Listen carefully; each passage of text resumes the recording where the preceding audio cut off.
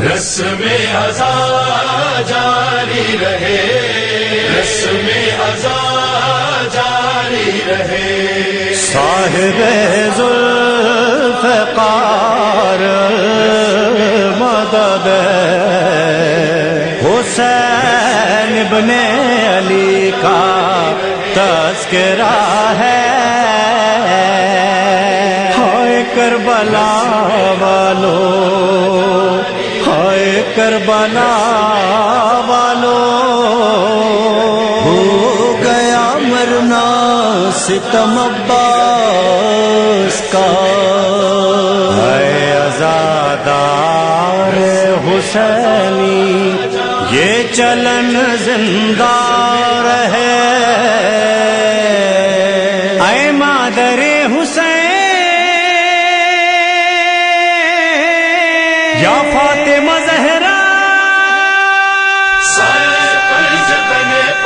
میں رہے یہ عزادار، فانوس بن کے جس کی حفاظت ہوا کرے، وہ شمع کیا بجھے جسے روشن خدا کرے۔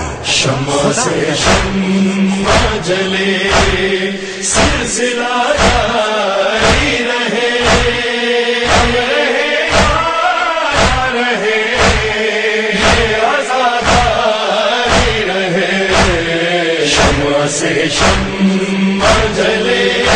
فوضوا امری الی اللہ ان اللہ بصیر بالعباد۔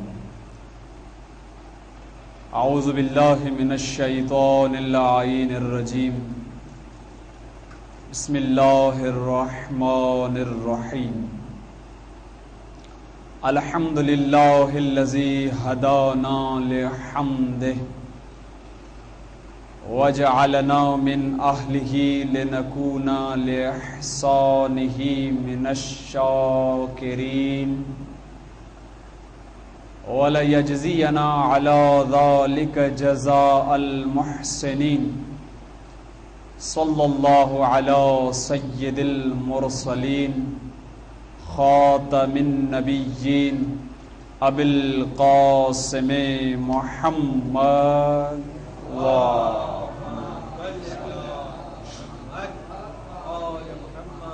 وعلى آلہ الطیبین الطاہرین المعصومین المظلومین، لا سیما بقیت اللہ الأعظم روحی وارواحنا لہ الفدا، ولعنۃ اللہ علی اعدائہم اجمعین من یومنا ھذا الی قیام یوم الدین۔ اما بعد، فقد قال اللہ تبارک و تعالی فی کلامہ المجید والفرقان الحمید۔ بسم اللہ الرحمن الرحیم۔ یا ایہا الذین آمنوا من یرتد منکم عن دینہ فسوف یأتی اللہ بقوم یحبوہم ویحبونہ، اذلۃ علی المؤمنین عزۃ علی الکافرین، یجاہدون فی سبیل اللہ ولا یخافون لومۃ لائم، ذلک فضل اللہ یؤتیہ من یشاء واللہ واسع علیم۔ صلوات بر محمد و آل محمد۔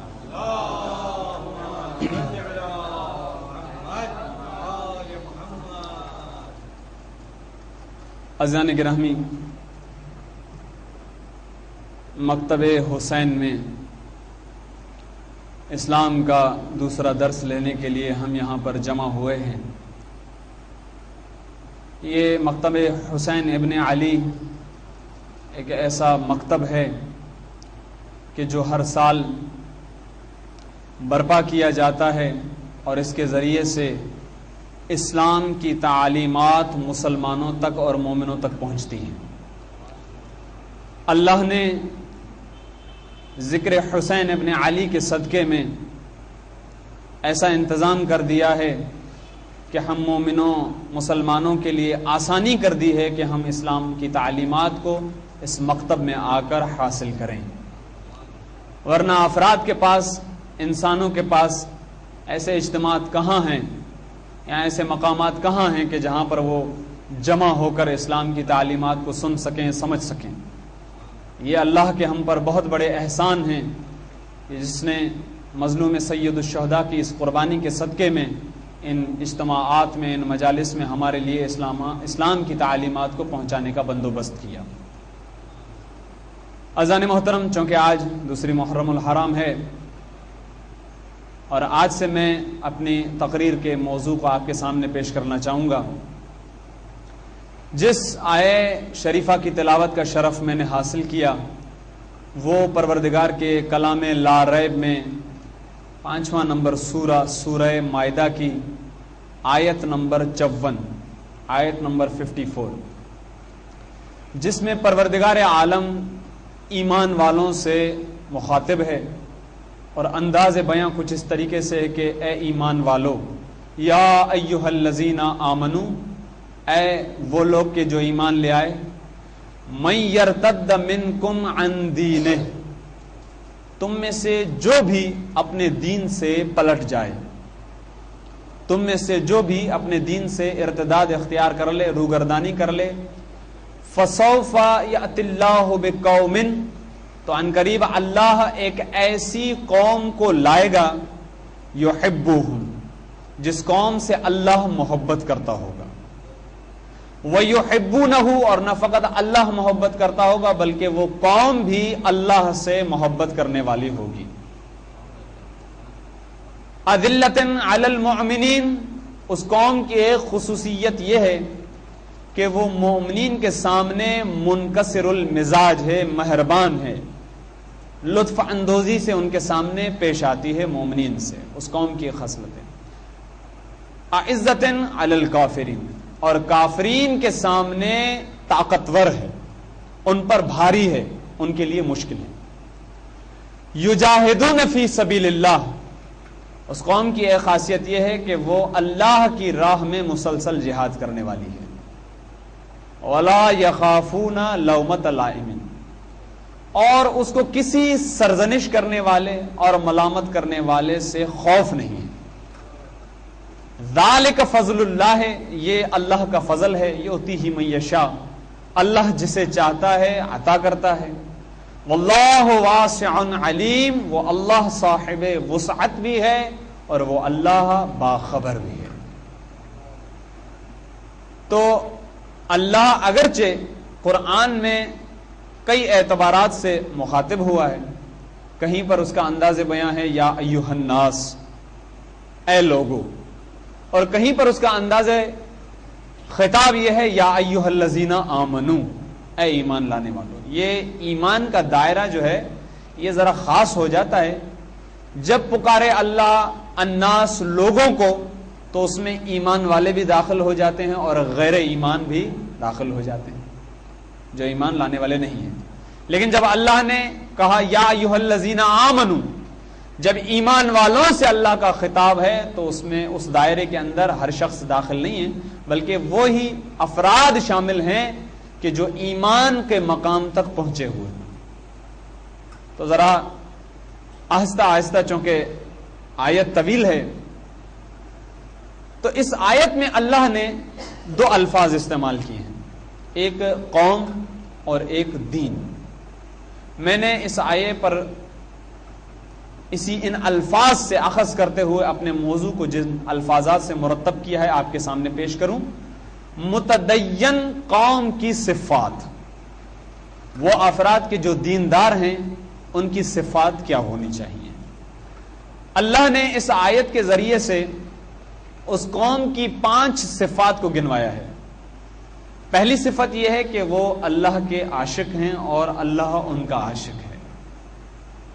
یحبوہم و یحبونہ، وہ اللہ کے عاشق ہیں اور اللہ ان سے عشق کرتا ہے، ان سے محبت کرتا ہے۔ کل بھی میں نے آپ کے سامنے بیان کیا تھا کہ ہمارا اللہ سے محبت کرنا کچھ اور ہے، اللہ کا ہم سے محبت کرنا اور ہے۔ یقیناً اس میں بہت بڑا فرق ہے۔ دنیا دعویٰ کرتی ہے کہ ہم اللہ سے محبت کرنے والے ہیں، لیکن وہ افراد کمال کی منزل تک پہنچے ہوئے ہیں جن کے لیے اللہ کہے کہ میں ان سے محبت کرتا ہوں۔ فرق ہے، یہ ذہن میں رکھیے گا انشاءاللہ۔ دوسری خوبی، ایک صفت میں نے آپ کے سامنے بیان کی، دوسری صفت کہ وہ قوم جب مؤمنین کے سامنے، وہی اہل ایمان افراد کے سامنے جب وہ قوم آتی ہے تو اپنے مزاج کو بالکل ڈھیلا کر دیتی ہے، منکسر المزاج، اپنے مزاج کو توڑ کر بالکل مہربانی سے اور لطف اندوزی کی صورت میں مومنین کے سامنے پیش ہوتی ہے وہ قوم. یہ ان کی دوسری صفت ہے. اعزۃ علی الکافرین، لیکن جب کافرین کے سامنے وہ آتی ہے قوم تو اس کا انداز سخت ہو جاتا ہے، اس کا مزاج سخت ہو جاتا ہے. اب مہربان نہیں ہے، کافرین کے سامنے ان کا انداز جو ہے وہ بھاری ہے. یہ ان کی تیسری خصوصیت ہے. چوتھی، یجاہدون فی سبیل اللہ، وہ اللہ کی راہ میں جہاد کرنے والے ہیں. یعنی اپنی ان تمام تر صفات کے باوجود اگر کبھی کوئی ایسا مرحلہ دین پر آ جائے تو وہ جہاد کی راہ تک بھی جانے کے لیے تیار رہتے ہیں، انہیں اس بات کا کوئی خوف نہیں ہے. اور آگے چل کے ایک بہترین صفت وہ یہ ہے کہ لا یخافون لومۃ لائم. انشاءاللہ اس پر بحث کریں گے اور اچھے طریقے سے واضح کرنے کی کوشش کروں گا میں انشاءاللہ آپ کے سامنے کہ اس راہ میں کسی ملامت کرنے والے یا کسی سرزنش کرنے والے کی سرزنش و ملامت ان پر کوئی اثر نہیں رکھتی. بس اگر اللہ کا حکم ایک طرف سے ان کے پاس آ گیا، اب تو چاہے کوئی بھی سرزنش و ملامت کرنے والا آ جائے، وہ اللہ کی راہ میں نکل پڑے ہیں تو انہیں اس کی کوئی پرواہ نہیں ہے. یہ ان افراد کی خصوصیات ہے. اب ہم انشاءاللہ تفاسیر کی روشنی میں اور روایات کی روشنی میں ڈھونڈیں گے کہ وہ قوم کون سی قوم ہے کہ جن کو اللہ نے ان صفات سے مرتب و مزین کیا ہے. ان افراد کو ہمیں ڈھونڈنا ہے. پہلا مرحلہ آپ کے سامنے بیان کرنا چاہوں گا، انشاءاللہ گفتگو اسی پر رہے گی آج کی گفتگو میں. یا ایھا الذین آمنو، اے ایماندارو. دیکھیے مختلف مفسرین نے اور مختلف ترجمے کرنے والوں نے مختلف انداز میں ترجمہ کیا ہے. بعض نے فقط اس لفظ کو دیکھا ہے یا ایھا الذین آمنو تو انہوں نے ترجمہ بالکل اسی طریقے سے کر دیا کہ اے ایمان لانے والو. لیکن بعض نے اگلے لفظ پر بھی توجہ کی ہے کہ من یرتد منکم عن دینہ، اے ایمان والو تم میں سے وہ افراد کے جو اپنے دین سے پھر جائیں. تو انہوں نے اس ارتداد کے لفظ کو دیکھ کر، پھر جانے کے، پلٹ جانے کے لفظ کو دیکھ کر اس یا ایھا الذین کا ترجمہ کیا کیا یا ایھا الذین آمنو کا کہ اے ایمان کے دعوے دارو. ایمان والو نہیں، ایمان کے دعوے دارو. کیوں؟ اسی لیے کہ انہوں نے کہا ہے کہ یہ کیسا ایمان ہے کہ جس کے پاس ارتداد آ رہا ہے. وہ کیسا ایمان ہے کہ جس کے بعد انسان کا ایمان زائل ہو رہا ہے. آپ کے ذہنوں میں سوال بھی ابھر سکتا ہے اور بالکل برحق سوال ہے کہ آیا ایمان کے بعد بھی امکان ہے کہ انسان مرتد ہو جائے؟ ایمان کی منزل تک پہنچنے کے بعد بھی آیا امکان ہے کہ انسان جو ہے اپنے دین سے پھر جائے؟ تو اس سے پہلے انسان کو ایمان کی مقام کو سمجھنا پڑے گا کہ ایمان خود ہے کیا. تو آئیے سب سے پہلے تو ہم رسول خدا کی زندگی پر صلی اللہ علیہ وآلہ وسلم، اللہم صلی علیہ،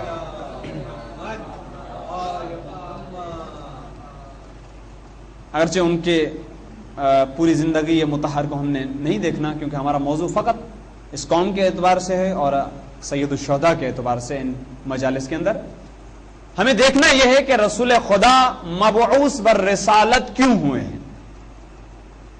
اگر اللہ نے انہیں ہم انسانوں پر مبعوث کیا ہے، بھیجا ہے، تو اس کی وجہ کیا ہے؟ تو مختصر ان کی جو زندگی رہی ہے 63 سالہ زندگی، ان کے اعمال پر اور ان کا انداز تبلیغ پر گفتگو کرنے کے بعد یا ان کو دیکھنے کے بعد جو نتیجہ ملتا ہے میں آپ کے سامنے پیش کرتا ہوں. کیوں آئے؟ بتوں کے پجاری افراد کو ایک منزل پر لا کر وحدہ لا شریک کے پرچم تلے جمع کرنے کے لیے رسول خدا بتوں کے پجاریوں کو وحدہ لا شریک کی منزل پر لانے کے لیے،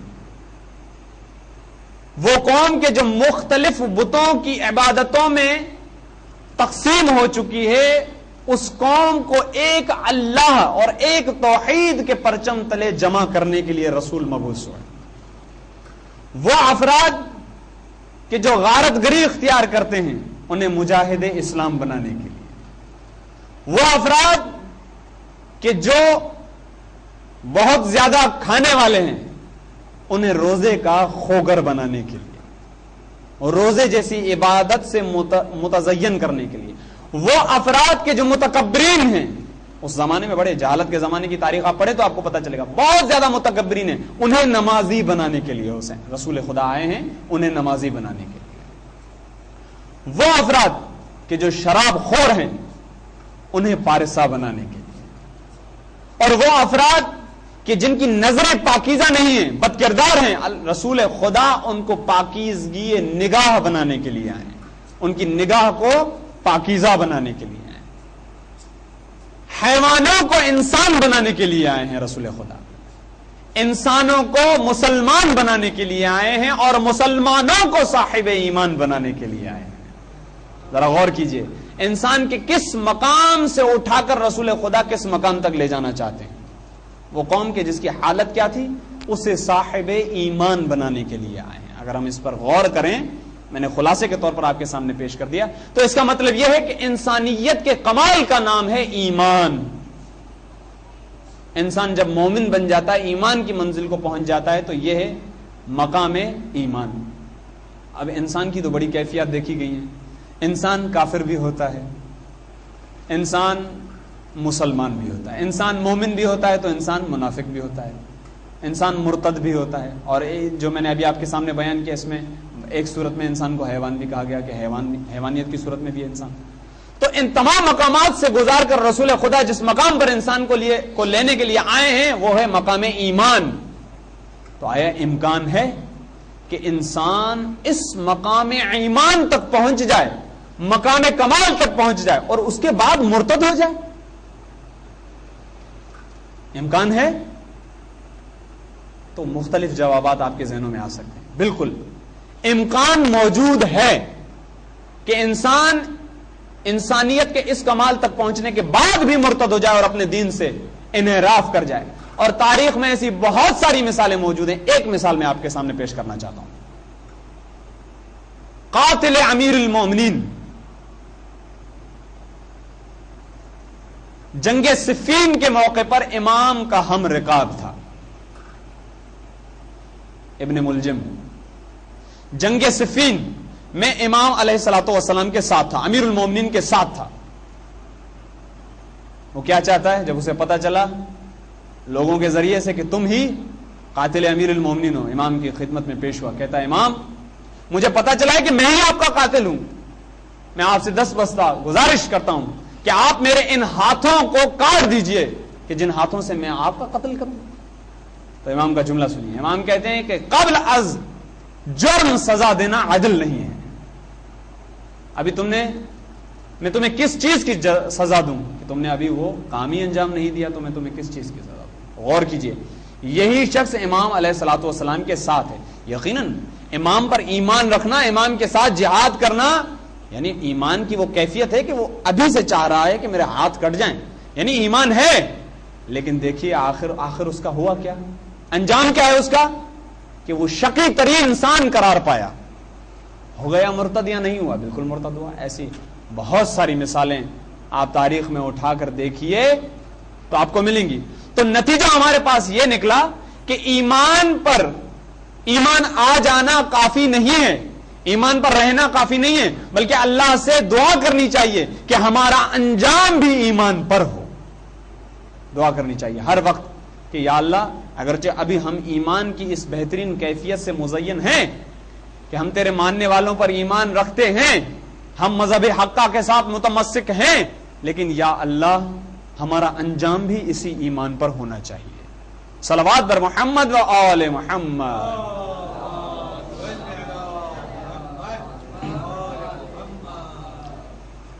تو یہ انسان کی مختلف کیفیات ہیں۔ امکان ہے کہ ایک انسان مومن ہو، مسلمان بھی ہو، لیکن ارتداد ممکن ہے۔ اسی لیے بعض مفسرین نے جو ترجمہ کیا اس لیے یہ کیا ہے کہ بھائی یہ ایمان کے دعوے دار ہی ہو سکتے ہیں، لیکن بعض مفسرین نے ترجمہ کیا ہے کہ اے ایمان والو۔ بہرحال جب تک وہ اس کیفیت میں تو آپ انہیں کہہ سکتے ہیں اے ایماندارو۔ بہرحال ایمان لانے والوں سے کچھ ایسے ایمان لانے والے ہیں جن سے اللہ یہ کہلوا رہا ہے، یہ کہہ رہا ہے، کیا کہہ رہا ہے کہ من یرتد منکم عن دینہ، تم میں سے جو بھی مرتد ہو جائے اپنے دین سے، جس پر بھی یہ صورت آ جائے کہ ایمان کی اس کیفیت پر آنے کے بعد اب نہ جانے ان کے ایمان کے کیا مراتب ہیں. بعض ایسے افراد بھی رسول خدا کی خدمت میں پیش ہوئے, یا رسول اللہ ہم ایمان لے آئے ہیں. ابھی یہ کہنا تھا کہ وہاں سے آیت کا نزول ہوتا ہے, اے رسول آپ ان سے کہہ دیجئے کہ جو ایمان کا دعویٰ کر رہے ہیں ابھی تک ان کے قلوب میں ایمان داخل نہیں ہوا ہے. اگرچہ ایمان کا دعویٰ کر رہے ہیں ان کے دلوں میں, لیکن ظاہری طور پر چونکہ وہ اقرار کر رہے ہیں ایمان کا, تو ظاہری طور پر ہمیں بھی انہیں مومن کہنا پڑے گا. لیکن ایمان کیا ہے؟ ایک قلبی کیفیت ہے. بہرحال آپ آ جائیے ارتداد کی مرحلے پر. یہ ارتداد کیسا ہے؟ ارتداد کی بہت ساری صورتیں ہیں. ارتداد کا لفظی مطلب یہ ہوتا ہے پھر جانا, واپس پلٹ آنا, ایک جگہ ایک مقام پر جا کر اس سے واپس پلٹ آنا, اسے کہتے ہیں ارتداد. اور یہاں پر ارتداد کس چیز سے ہو رہا ہے؟ دین سے. یعنی تم اگر اپنے دین سے پلٹ آؤ تو یہاں پر ایک جملہ مفسرین لکھتے ہیں کہ یہاں پر ایک جملہ محذوف ہے, جو اس شرط, یہ جو شرط ہے کہ آپ میں سے جو بھی اپنے ایمان سے مرتد ہو جائیں تو اس کی جزا یہ ہے کہ اللہ کو تمہارے اس ارتداد کی کوئی پرواہ نہیں ہے, اللہ کے دین پر اس کا کوئی اثر پڑنے والا نہیں ہے. یہ جو تمہارا ارتداد ہے, جو تم دین سے پلٹ کر کسی اور طرف جا رہے ہو, اللہ کو اس کی کوئی پرواہ نہیں, اللہ کو اس کا کوئی نقصان نہیں ہے چاہے تم دین سے پلٹ جاؤ. یہ میں نے کل بھی آپ کے سامنے بیان کیا تھا کہ یہ جو سارے اعمال ہم انجام دیتے ہیں ان کا تعلق ہمیں سے ہے. اچھے اعمال انجام دیں تو بھی ہمارے لیے فائدہ, برے اعمال انجام دیں تو ہمارے لیے نقصان. اس کا اللہ سے نہ کوئی نفع ہے نہ نقصان ہے, یہ سارے اعمال ہمارے لیے ہی ہیں. تو اللہ یہاں پر بھی یہی کہنا چاہ رہا ہے کہ تمہارے ارتداد سے لن یضر, کوئی نقصان نہیں ہے دین اللہ, اللہ کے دین کو کوئی نقصان پہنچنے والا نہیں ہے. کیوں؟ یہ ہو گئی ایک قوم. اسی لیے کہ اللہ جو ہے وہ ایک ایسی قوم کو لانے والا ہے کہ جو اللہ سے محبت کرتی ہے اور اللہ ان سے محبت کرتا ہے. صلوات بر محمد و آل محمد.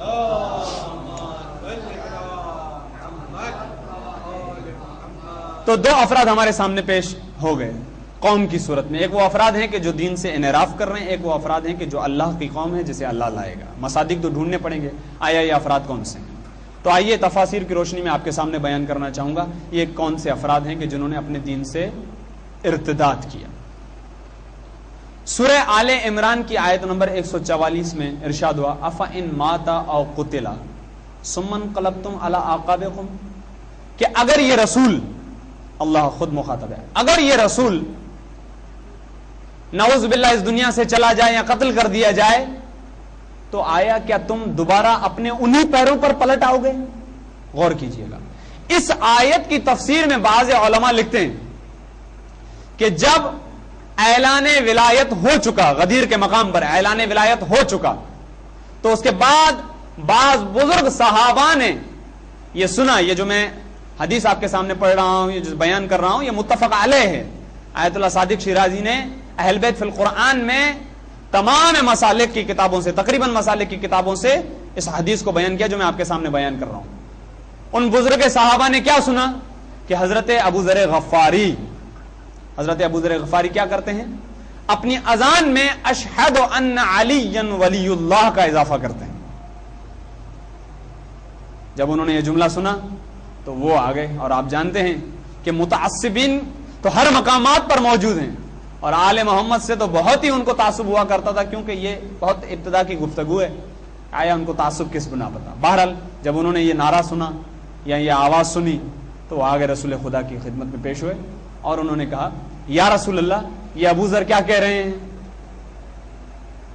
انہوں نے جو اذان میں ایک جملے کا اضافہ کر دیا, کہہ رہے ہیں اشہد ان علی ولی اللہ. تو رسول خدا کا چہرہ متغیر ہو جاتا ہے, ایک دم ناراض ہو جاتے ہیں اور کہتے ہیں کہ مجھے حیرت ہے, میری زندگی میں تم نے ان دو باتوں کو بھلا دیا جو میں نے خود تم سے کہی ہیں. ابھی چند دن پہلے میں نے علی کی ولایت کا اعلان کیا ہے اور تم سے کہا ہے کہ علی تمہارے ولی ہیں, اور دوسرا میں نے تمہیں یہی کہا ہے کہ آسمان نے ایسے شخص کو جگہ نہیں دی, زمین نے ایسے شخص کے قدموں کو قبول نہیں کیا جو ابو ذر سے زیادہ سچا ہو. تم نے میری زندگی میں ہی یہ بھلا دیا, میری زندگی میں, تو تم آخر میں کیا کرو گے؟ اور بعض کے وہ ایسے راویان کہ جنہوں نے بعد میں حدیثیں گھڑنا شروع کر دی, ان سے بھی ایسے بہت ساری روایات ہمارے سامنے پیش آتی ہیں، کیونکہ کبھی کبھار ان کے احادیث کو بھی لے لیا جاتا ہے، انہی کو جھٹلانے کے لیے ان کے احادیث کو ہم لیتے ہیں جو بیان کرتے ہیں کہ واقعاً بہت سارے ایسے افراد تھے۔ اب روایت آپ کے سامنے پیش کرنا لگا۔ رسول خدا خود فرماتے ہیں، اور راوی حضرت ابن عباس بھی ہیں، اس سے فرماتے ہیں کہ حوض کوثر پہ قیامت کے دن میرے اصحاب کا ایک مجموعہ آئے گا، اور جیسے ہی وہ حوض کوثر کے قریب آنے لگیں گے تو فرشتوں کا ایک گروہ آئے گا اور ان سے کہے گا کہ آپ ہٹ جائیے، آپ یہاں سے دور ہٹ جائیے، حوض کوثر پہ آپ نہیں کھڑے ہو سکتے۔ تو رسول خدا فوراً پوچھیں گے، یا اللہ، یہ تو میرے اصحاب ہیں، انہوں نے تو میرے ساتھ زندگی گزاری ہے، میرے ساتھ نمازیں ادا کی ہیں، میں نے جیسے کہا ہے ویسے انہوں نے کیا ہے میری زندگی میں، بات کا پتہ نہیں ہے۔ تو جواب آئے گا، یہ خود رسول خدا راوی ہے، جواب یہ آئے گا کہ یا رسول اللہ، آپ کو علم نہیں ہے کہ آپ کے بعد انہوں نے کیسے کیسے گل کھلائے، آپ کے بعد یہ ارتداد کا شکار ہوئے ہیں، آپ کے بعد یہ آپ کے دین سے منحرف ہو گئے، اسی وجہ سے ان کو حوض کوثر سے دور کر دیا گیا ہے۔ اب آپ انشاءاللہ مطالعہ بھی کرتے ہوں گے، آپ جائیے ضرور پڑھیے گا کہ ایسے بہت سارے افراد ہیں جو صاحب بڑے بڑے صحابی ہیں، آخر میں ان کی یہی حالت رہی کہ انہوں نے اپنے دین سے ارتداد کیا۔ اب اس کے زاویے میں بہت سارے افراد موجود ہیں، 3 قومیں تو وہ ہیں، خود امیر المومنین علی ابن ابی طالب علیہ الصلوۃ والسلام فرماتے ہیں، اللہم صل علی۔ جنگ جمل سے کچھ لمحے پہلے امام فرماتے ہیں کہ اس آیت کے، جس کو میں نے سرنامہ کلام کے طور پہ آپ کے سامنے پیش کیا، اس آیت کے مصادیق سے ابھی تک قتال نہیں کیا گیا۔ اور کیجیے گا، ناقصین، مارقین، قاسطین، آپ جانتے ہیں وہ افراد کے جو جنگ جمل میں علی ابن ابی طالب کے سامنے آئے، مقابلہ کیا انہوں نے، وہ افراد کے جو جنگ صفین میں امیر المومنین کے سامنے آئے، اور وہ افراد کے جو جنگ نہروان میں امیر المومنین کے سامنے آئے، اس آیت کے مصادیق ہیں، ارتداد کے مصادیق ہیں۔ بلکہ چونکہ مفسرین بیان کرتے ہیں کہ آیت قرآنی، قرآن کا یہ منشور رہا ہے کیونکہ یہ کلام خدا ہے، فقط رسول خدا اور ائمہ معصومین کے زمانے سے ہی متصل نہیں ہے، بلکہ یہ قرآن قیامت تک کے انسانوں کے لیے معجزہ بھی ہے اور راہ بھی ہے ایک قسم کا، کہ جس پر ہم عمل کرتے ہیں اور اپنی زندگی کو گزارتے ہیں۔ تو فقط وہ افراد اس کے مصادیق نہیں ہیں، بلکہ ہر وہ انسان کے جو رسول خدا کے دین سے اس قسم کا ارتداد کرے، اس آیت کے مصادیق میں شامل ہو جاتا ہے۔ اسی طریقے سے وہ قوم کہ جس کو اللہ لانے والا ہے، انشاءاللہ اس کی خصوصیات آپ کے سامنے بیان کروں گا، اس قوم کو، جس قوم کو اللہ لانے والا ہے اور جس سے اللہ محبت کرتا ہے، اللہ سے وہ قوم بھی محبت کرتی ہے، وہ فقط ان کے مصادیق کون ہیں؟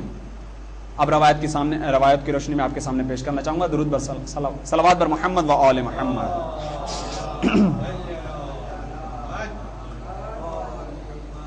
علماء اور مفسرین بیان کرتے ہیں کہ اس آیت کا سب سے پہلا مصداق قوم، اللہ ایک ایسی قوم کو لائے گا سے مراد علی ابن ابی طالب علیہ الصلوۃ والسلام ہے، صلوات بر محمد و آل محمد۔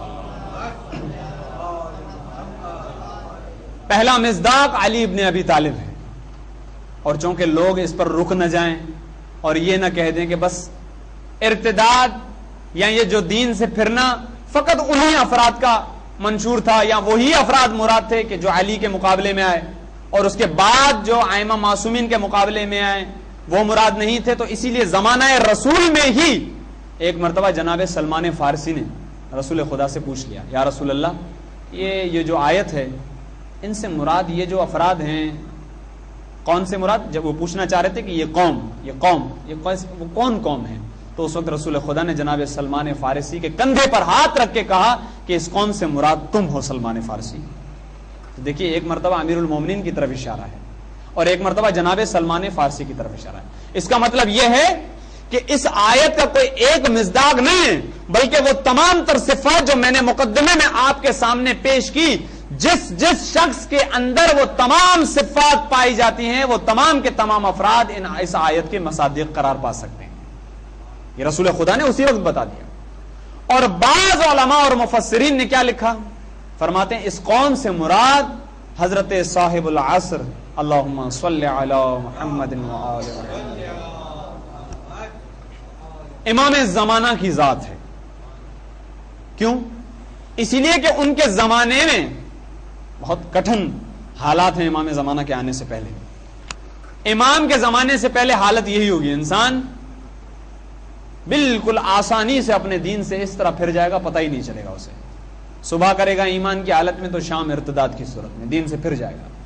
ان حالات میں امام پوری قوت کے ساتھ اور پوری طاقت کے ساتھ حق کا دفاع کرتے ہوئے آئیں گے اور پوری دنیا کو عدل و انصاف سے بھر دیں گے۔ یہ بھی ان آیت کی مصداق ہے، کیوں کہ امام علیہ الصلوۃ والسلام میں بھی وہ تمام تر صفات پائی جاتی ہیں کہ جو میں نے مقدمے میں آپ کے سامنے پیش کی، کہ امام بھی ان قوم کے مصادیق میں سے ایک مصداق ہیں۔ تو آپ کے سامنے یہ واضح ہو گیا کہ فقط علی ابن ابی طالب یا جناب سلمان فارسی یا امام زمانہ نہیں، بلکہ وہ تمام اشخاص اس آیت کے زمرے میں آتے ہیں۔ آج کا انسان بھی، اور چونکہ موضوع بھی ہمارا یہی ہے کہ متدین قوم کی صفات، تو وہ آج کل کے افراد بھی ان میں آ سکتے ہیں۔ اگر وہ کچھ ایسے افراد کے جن کے اندر ایسی صفات پائی جاتی ہیں کہ وہ اپنے آپ کو ایمان کے اس مقام تک لے آتے ہیں کہ اللہ ان سے محبت کرے اور وہ بھی اللہ سے محبت کرتے رہیں، مومنین کے ساتھ ان کا ایسا مزاج ہو جو کہ انشاءاللہ بیان کیا جائے گا سیرت امام حسین کے ذریعے سے میں بیان کروں گا،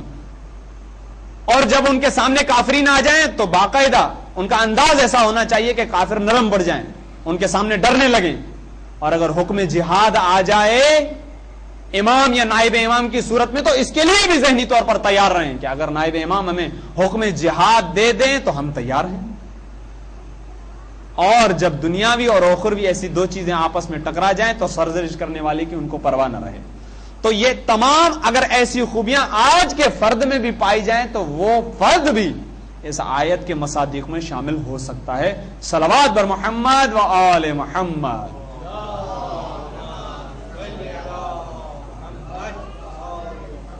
تو عزیزان محترم، چونکہ مہینہ جو ہے وہ محرم الحرام کا ہے جو کہ حضرت امام حسین کی اعتبار سے ہے، تو یہ تمام صفات کا مالک اور ان تمام مصادیق میں سے ایک مصداق حضرت امام حسین علیہ الصلوۃ والسلام کی ذات بھی ہے، کیونکہ بالکل ویسے ہی حالات کل بھی میں نے آپ کے سامنے بیان کیا تھا، غدیر کو بھلا دینے کی وجہ سے کربلا کا وقوع ہوا۔ وہ افراد جو ناقصین یا قاسطین یا مارقین جو بھی ہیں، جنگ نہروان والے یا جنگ صفین والے، ان افراد نے ارتداد کیا اسی وجہ سے اب واضح نہیں ہو پا رہا تھا کہ اصل دین کیا ہے۔ اس قدر، چونکہ آپ اگر ان خلفاء کی زندگی کا مطالعہ کریں یا ان کے بعد کی زندگی کا مطالعہ کریں تو دیکھیں کہ دین کا کس قدر بیڑا غرق کیا گیا ہے، ان افراد نے کس قدر دین سے روگردانی اختیار کی ہے، کہ حسین ابن علی علیہ الصلوۃ والسلام کی شخصیت کو سمجھنا بھی آسان نہیں تھا۔ ایسے ہی حالات ہمارے زمانے میں بھی ہو سکتے ہیں، واقعاً ہو، انشاءاللہ آئیں گے ایسے حالات کو کہا گیا، روایات کی روشنی میں بیان کیا گیا ہے کہ امام زمانہ علیہ الصلوۃ والسلام کو لوگ نہیں پہچان پائیں گے، ایسے حالات ہو جائیں گے۔ تو بالکل حالات ایسے پیدا کر دیے گئے ان افراد نے کہ جو دین سے مرتد ہو گئے۔ تو ایک مصداق حضرت امام حسین کی ذات بھی ہے۔ میں نے کل جو فضائل بیان کیے تھے مجالس کے، کیونکہ میں نے آپ کے سامنے کیا بیان کیا تھا کہ خود ذات امام حسین سے ہٹ کر فقط وہ تمام اشیاء جو امام سے تعلق رکھتی ہیں ان میں سے فقط ایک مجلس تھی کہ جس کے فضائل میں نے آپ کے سامنے بیان کیے۔ تو سوچئے فقط یہ ایک چیز تھی۔ ابھی انشاءاللہ وہ اور بہت ساری چیزیں بھی آئیں گی اور خود امام کی ذات کے بارے میں بھی بیان کروں گا کہ امام سے تعلق رکھنے والی چیزیں اللہ نے ان کے ذریعے سے یہ بتلا دیا ہے کہ امام حسین ہی وہ ذات ہیں اور امام حسین کے انصار بھی وہ ذات ہیں جو اللہ سے بھی محبت کرتے ہیں اور اللہ بھی ان سے محبت کرتا ہے۔ ذرا سوچئے کل میں نے آپ کے سامنے کتنی ایسی احادیث پڑھی کہ جن میں جنت آپ کے لیے آسان ہو جاتی ہے۔ کیوں ہو جاتی ہے؟ من ابقا و تباقا، یہ بہت ساری ایسی حدیثیں ہیں۔ وجبت لہ الجنہ، جنت ان کے لیے واجب ہو جاتی ہے۔ تو جنت تو اللہ کی ہے، اگر جنت مل رہی ہے اس کا مطلب جنت میں تو فقط وہی داخل ہو سکتا ہے جسے اللہ کی رضائیت اور محبوبیت حاصل ہو۔ بغیر اللہ کی رضائیت کے جنت میں کیسے انسان داخل ہو سکتا ہے؟ تو وہ شخصیت حضرت امام حسین بھی اس آیت کے مصادیق میں سے ایک مصداق ہے جو کہ میں انشاءاللہ آپ کے سامنے بیان کروں گا۔ صلوات بر محمد و آل محمد۔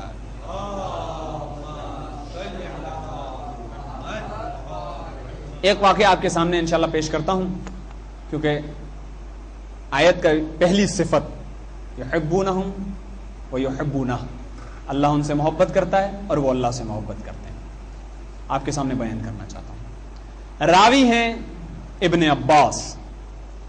ابن عباس آپ جانتے کوئی معمولی شخصیت نہیں ہے، ایک بہت بڑی شخصیت ہے اسلام میں، بہت بڑا کام ہے ان کا اسلام میں، اور امام علی بن ابی طالب علیہ الصلوۃ والسلام کے ساتھ ایک بہت بڑی زندگی بھی جینے والے ہیں ان کے ساتھ ساتھ ان کے احکامات پر، بلکہ جب جنگ صفین کے موقع پر حکمین کا فیصلہ کیا گیا تو امام نے پورے لشکر سے ابن عباس کا انتخاب کیا کہ آپ جائیں اور جا کر حکمین کے فیصلے میں بیٹھیں۔ تو یہ وہ شخصیتیں، وہ راوی ہیں، تو یقیناً حدیث کے اعتبار سے سمجھ گئے آپ انشاءاللہ۔ وہ بیان فرماتے ہیں کہ ایک مرتبہ مسجد نبوی میں رسول خدا تشریف فرما تھے کہ ایک اعرابی آیا اور اس نے ہرن کا ایک بچہ رسول خدا کو ہدیہ کیا۔ اس وقت مسجد میں شہزادہ امام حسن بھی موجود تھے، تو رسول خدا نے وہ ہرن کا بچہ امام حسن کو دے دیا، کہا بیٹا آپ اس کے ساتھ کھیلیں۔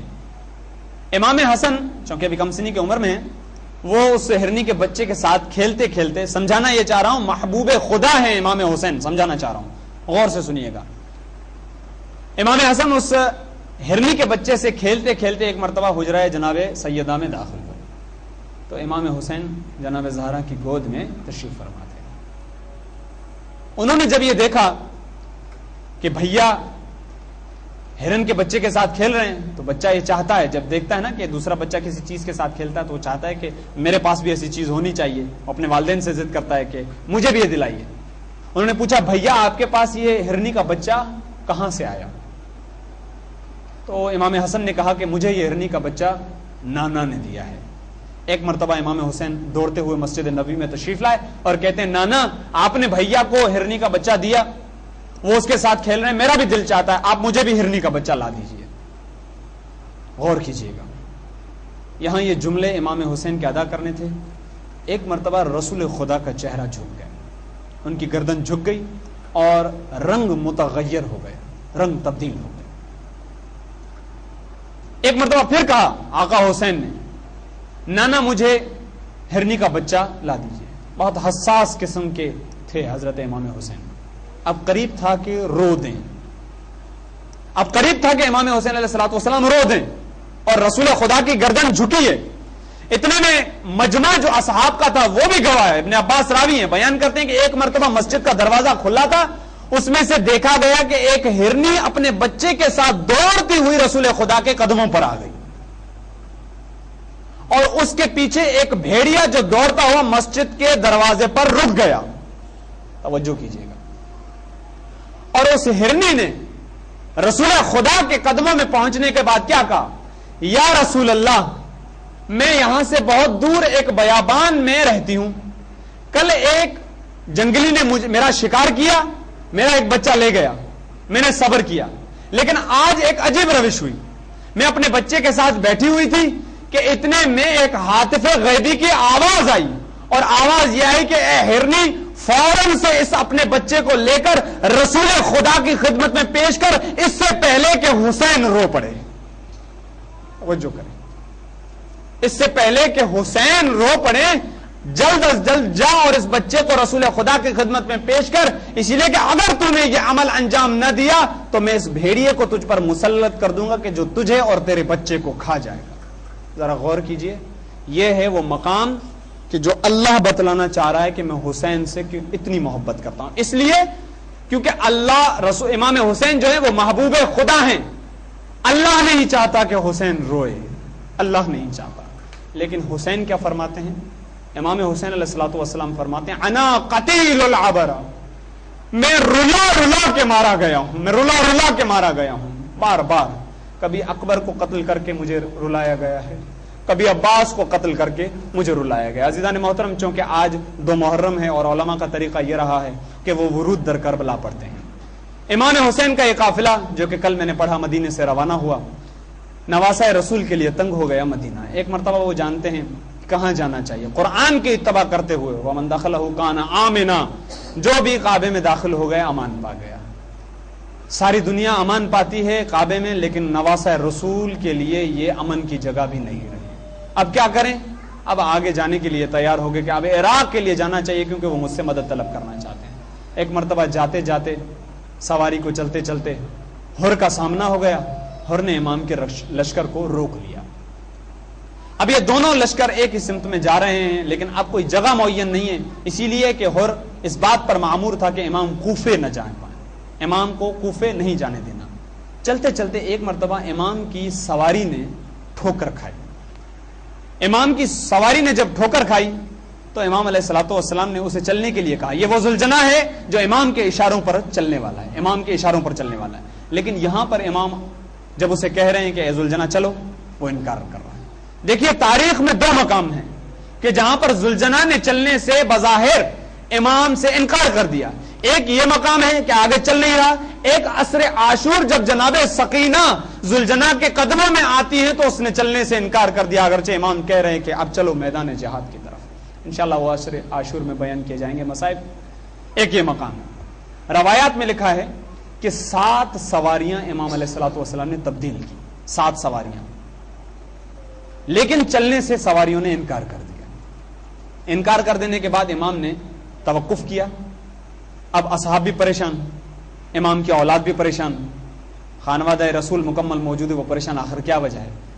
امام تو جانتے ہیں, لیکن آپ جانتے ہیں کہ یہ حدیث ہم تک پہنچانا امام کا مقصود ہوتا ہے. صحابہ بھی جان لیں, اصحاب بھی جان لیں جو امام کے ساتھ ہیں. تو امام نے کہا کہ آپ جائیے, اپنے اصحاب سے کہا کہ آس پاس دیکھیے کوئی ایسی آبادی ہو, ان کے افراد کو بلائیے.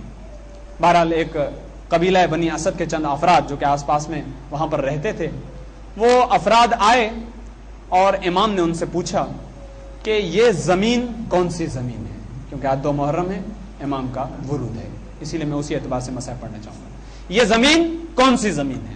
تو بیان کیا گیا کہ یہ شط الفرات ہے, شط الفرات. تو امام نے کہا کہ شاید اس کا کوئی اور نام بھی ہو. تو ان میں سے ایک نے کہا کہ یا امام اس زمین کو غازریہ بھی کہتے ہیں, اس زمین کو غازریہ بھی کہتے ہیں. امام نے کچھ دیر توقف کرنے کے بعد پھر پوچھا کہ اس زمین کا کوئی اور نام؟ تو بیان کیا گیا کہ امام اس کا ایک نام نینوا بھی ہے, اس زمین کا ایک نام نینوا بھی ہے. امام نے پھر پوچھا کہ شاید اس زمین کا کوئی اور بھی نام ہو. تو انہوں نے کہا کہ یا امام ہم نے تو یہی نام سنے, اس کے علاوہ ہم نے کوئی اور نام نہیں سنا. تو امام نے کہا کہ جاؤ اور اپنے قبیلے سے جو بزرگ ہو, سب سے بڑا بزرگ ہو, آپ اسے لے آئیے. وہ گئے اور ایک اس بزرگ کو واقعاً لے آئے. روایات میں لکھا ہے کہ وہ چلنے کے قابل نہ تھا, اسے اٹھا کر لایا گیا کہ ابن رسول تمہیں بلا رہے ہیں, چلو. وہ آیا تو امام نے اس سے پوچھا کہ تمہیں پتا ہے کہ ان 3 ناموں کے علاوہ اس زمین کا کوئی اور نام بھی ہو؟ اس نے کہا یا امام ہاں, ہمارے بزرگوں نے بیان کیا تھا کہ اس زمین کا نام کرب و بلا بھی ہے, اس زمین کا نام کربلا بھی ہے. بس یہاں پر یہ نام سننا تھا. امام نے کہا عباس اب ان خیموں کو یہیں نصب کر دو, مستورات کو یہیں اترنے کا حکم دے دو, بچوں کو یہیں اترنے کا حکم دے دو, سواریوں کو یہیں باندھ دو, ہم یہیں پر قیام کریں گے. یہ جملہ سننا تھا کہ اس وہ بزرگ طرف اٹھا اور اس نے پوچھا یا امام آپ یہ غلطی مت کیجئے, یہاں پر مت ٹھہریجئے, اس لیے کہ یہ زمین ایسی زمین ہے کہ جس نے کسی نبی کو نہیں سا, کسی اولاد نبی کو نہیں سا, مگر یہ کہ اسے خون دینا پڑے. امام نے کہا کہ تم تو فقط اتنا جانتے ہو, ہم بہت کچھ جانتے ہیں, مگر ہمیں یہیں پر قیام کرنا پڑے گا. اس نے کہا امام ذرا کچھ اور آگے قیام کر لیں. کہا نہیں, اب ہمیں یہیں پر قیام کرنا ہے اور قیامت تک ہمیں اسی زمین میں رہنا ہے. ایک مرتبہ انہوں نے آپس میں بات چیت کرتے ہوئے پوچھا پھر امام آپ کا کیا ارادہ ہے, آپ مہمان بن کر رہیں گے ہمارے پاس؟ نہیں. امام نے کہا کہ مجھے یہ زمین خریدنی ہے, مجھے یہ زمین آپ سے خریدنی ہے. ابھی یہ بات چیت چل رہی تھی کہ اتنے میں جناب فضا نے آواز دی کہ مولا آقا امام حسین آپ کو آپ کی بہن زینب بلا رہی ہے. ایک مرتبہ امام حسین علیہ الصلوۃ والسلام شہزادی زینب کے پاس جاتے ہیں اور کہتے ہیں کہ بہنا آخر کیا وجہ ہے, آپ نے مجھے طلب کیا؟ تو فرماتی ہیں کہ بھیا حسین آخر یہ آپ کس زمین پر اترے ہیں, آخر کس زمین پہ اترے؟ جب سے میں اس زمین پر اتری ہوں میرے دل میں ایک اضطراب کی کیفیت ہے، پریشان ہوں میں، اور مجھے ایک ایسی مستور کی آواز سنائی دیتی ہے جو مسلسل رو رہی ہے، مجھے اس آواز نے پریشان کر دیا ہے، بھیا آپ مجھے بتائیں آخر یہ کس کی آواز ہے؟ تو امام حسین فرماتے ہیں بہنا یہ میری ماں فاطمہ زہرا کی آواز ہے جو مدینے سے لے کر کربلا تک میرے سفر میں ساتھ رہی ہیں، لیکن جیسے ہی کربلا پہنچی گئے تو ان کی حالت بھی تمہاری طرح مضطرب ہے اور وہ مسلسل روئے جا رہی ہے۔ ایک مرتبہ یہ گفتگو تمام نہ ہوئی پائی تھی تو دوبارہ امام حسین قبیلہ بنی اسد کے پاس ہے اور کہا ہم نے یہ زمین خرید لی تم سے، میں تم سے زمین خرید رہا ہوں لیکن 2 شرطوں پر۔ دیکھیے امام نے اپنے رونے والوں کو کہاں کہاں نہیں یاد کیا، اس مقام پر یاد کر رہے ہیں امام کہتے ہیں 2 شرطوں کے ساتھ، 2 شرطوں کے ساتھ میں تم سے یہ زمین لیتا ہوں۔ ایک شرط یہ ہے کہ جب بھی کوئی میرا زائر میری زیارت کرنے کے لیے آئے تو اسے 3 دن تک اپنی مہمانی میں رکھنا، اسے کھانا کھلانا اور اسے پانی پلانا۔ اور دوسری شرط یہ ہے کہ جب یزیدی فوج ہمیں قتل کرنے کے بعد چلی جائے تو ہمارے جنازوں کو زمین میں دفن کر دینا، یوں بے غور و کفن چھوڑ نہ دینا۔ ابھی گفتگو تمام ہوئی کہ ایک مرتبہ امام نے ان سے کہا کہ تم چلے جاؤ اپنی عورتوں کو ہمارے پاس بھیج دو۔ ایک مرتبہ وہ چلے گئے اور ان کی عورتیں امام کے پاس آ گئی۔ امام نے ان سے گفتگو کیا کہ حالات پتہ نہیں کیسے ہوں، اگر تمہارے مرد ہمیں دفن نہ کرنے آئے تو پانی بھرنے کے بہانے شط فرات پر آ جانا اور ہمارے جنازوں کو دفن کر دینا، اور اگر یہ بھی نہ کر پاؤ تو ہمارے جنازوں پر چادریں ڈال دینا۔ گفتگو تمام ہوئی، ایک مرتبہ پھر امام حسین علیہ الصلوۃ والسلام نے ان عورتوں سے کہا کہ آپ جائیے اپنے بچوں کو بلا کر لائیے۔ ایک مرتبہ بچے امام حسین کی خدمت میں آتے گئے، امام ان سے جملہ کہتے ہیں بچوں اگر تمہارے والدین میرے اس عمل پر عمل نہ کر پائیں تو تم آنا، کھیلنے کے بہانے آنا، اگر کپڑے نہ ہو تو کم از کم خاک کربلا ہمارے جسموں پر ڈال دینا۔